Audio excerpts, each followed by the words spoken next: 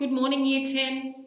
You need to start copying all of these notes in your book, and I'll go through the work with you and go through all the examples. So you need to copy both of these in your book now. I'll just go through it. These formulas are for finding the equation of a line. So if they ask for the equation of a line, you'll be thinking of these two formulas. The first formula is when you've been given a gradient and 1 point on the line. So this is the formula you're going to learn off by heart. It actually stems from the gradient formula. If you think about your gradient formula, it's just this, the gradient formula rearranged, but we won't go into that right now. M represents the gradient and x1, y1 is your point.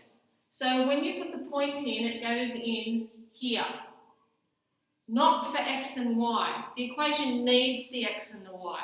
At the end, you have an equation, you will have an x and a y generally in it. Sometimes just an x or just a y, but most of them will have the x and the y still in the answer.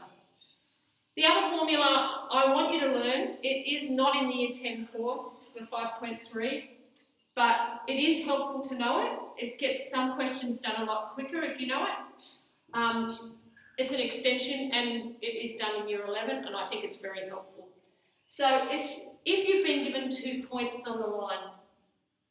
So one of the points will be x1, y1 when you're subbing in here, and the other one will be x2, y2. Again, you're not putting anything in for the x and the y because we need those in the answer to have the equation of the line. So this is your formula, and I want you to learn that one too.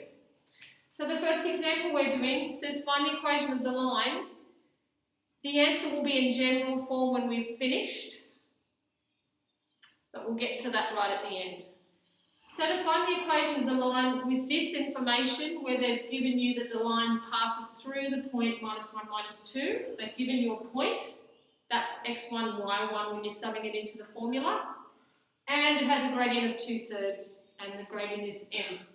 So we're using our gradient 1 point formula in this one, because that's what we have, a gradient and 1 point.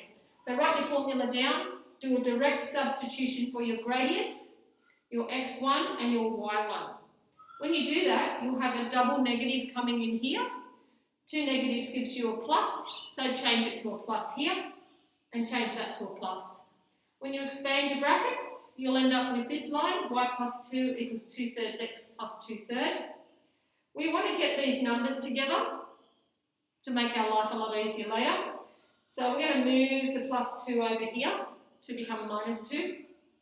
And then just put that in your calculator. The calculator will give you -4/3 for that part. And I'll come back in the next video to finish this question off.